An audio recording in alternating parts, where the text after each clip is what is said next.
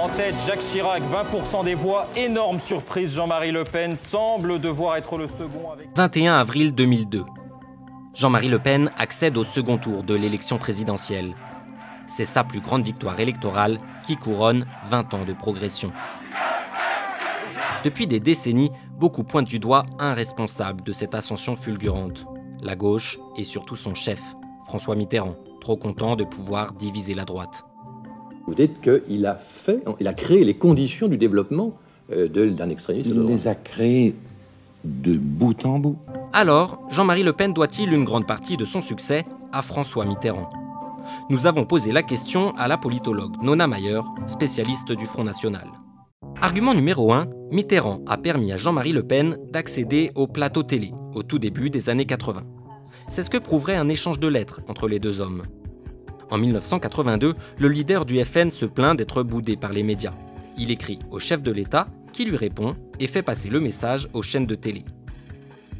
Résultat, Le Pen est invité dans le JT de TF1, puis dans l'émission politique la plus célèbre du moment, L'heure de vérité. Cette invitation, vous le savez, ne fait pas plaisir à tout le monde.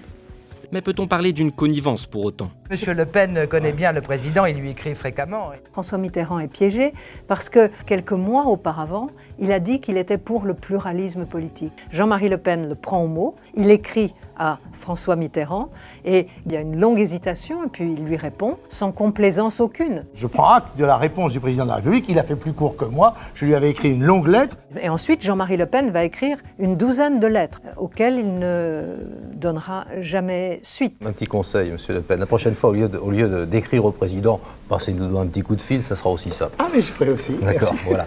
Argument numéro 2, Mitterrand aurait propulsé le parti de Le Pen à l'Assemblée nationale. En introduisant le scrutin proportionnel en 1985, il aurait permis au FN d'entrer à l'Assemblée avec 35 députés. Le problème de François Mitterrand, c'est d'empêcher un désastre électoral de son parti.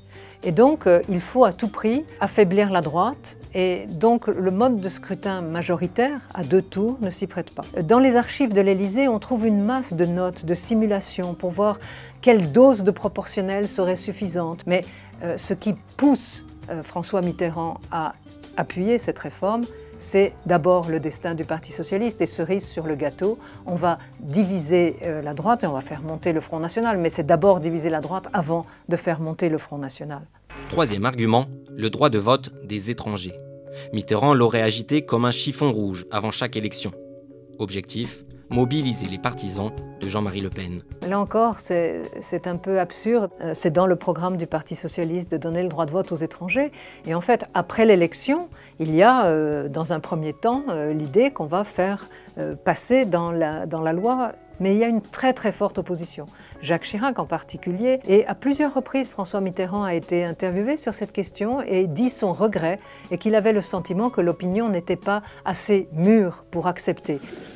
Je cherche simplement à défendre une certaine conception de la démocratie et de la République. Dernier point, Mitterrand aurait finalement diabolisé le FN, une fois qu'il était très haut, pour souder la gauche et empêcher toute alliance des droites. C'est à cela qu'aurait servi SOS Racisme, dont la création en 1984 aurait été pilotée depuis l'Élysée.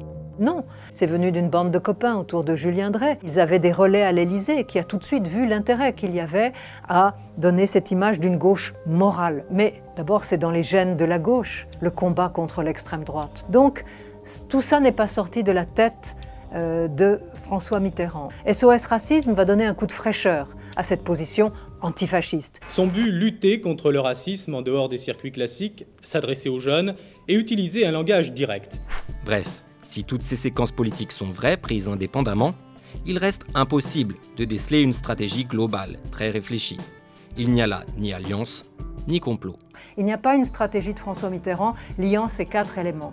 Il y a une réponse politique au coup par coup.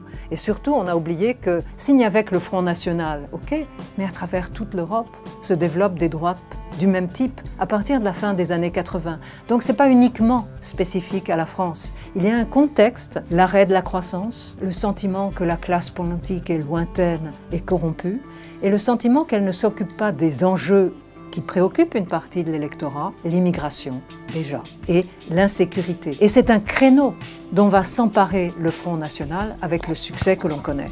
Ce sont les échecs du socialisme qui ont fait prospérer la réaction nationale dont je suis le chef et le porte-drapeau.